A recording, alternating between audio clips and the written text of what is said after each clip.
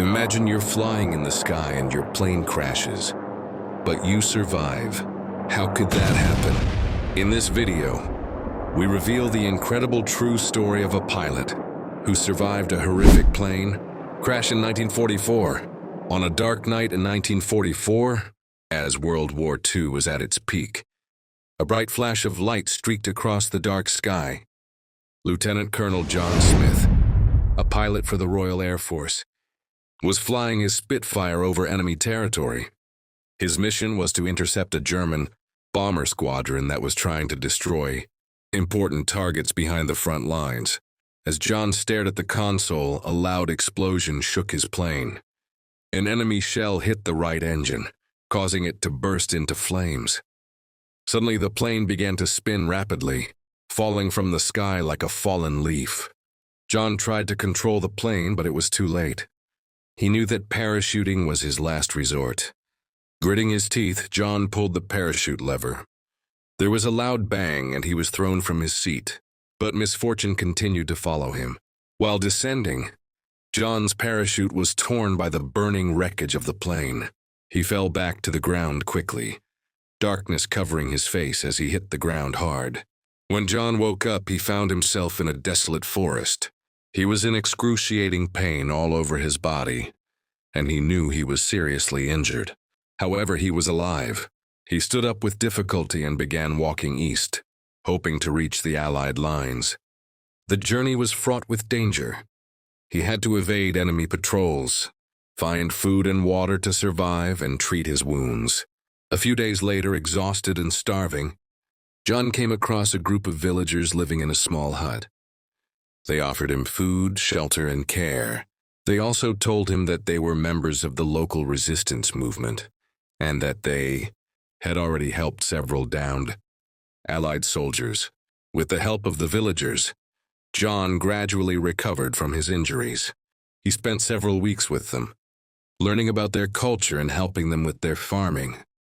John felt deeply grateful for their kindness and promised himself that he would never forget what they had done for him.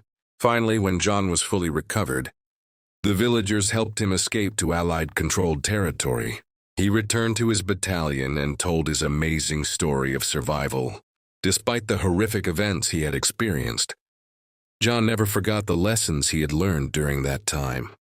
He learned the importance of courage, perseverance, and human kindness. He continued to serve in the war with courage and honor, becoming a true hero. Part 2. A few months later, the war continues. John has fully recovered and returned to duty. However, he cannot forget the kindness he received from the villagers. He always wonders if they are well and hopes to see them again someday. In the summer of 1945, World War II ended. The world has calmed down and people have begun to rebuild their lives. John returns to his hometown and begins a new life as a civilian. But the memories of the plane crash and the villagers who saved his life are still etched in his mind. He feels that he owes them his life and wants to find them to thank them again. Many years have passed, but John never gives up hope of finding the villagers. He tries to track them down through various organizations and friends he met during the war. But until then, there is no news. One day in 1970, John, now an old man, sees an article in the newspaper about a small village in France that was severely damaged during the war. The article told how the villagers rescued a British pilot whose plane had crashed nearby in 1944. John's heart skipped a beat. He believed that this was the village where he had taken refuge. With great hope, John decided to travel to France to find the man who had saved his life so many years ago. After a long and tiring journey, John arrived at a small village. He asked the villagers about the family who had helped him. At first, no one remembered it. But then an old man came forward. "I remember that," the old man said with a wrinkly smile. "I was very young at the time, but I remember that a pilot came to our village.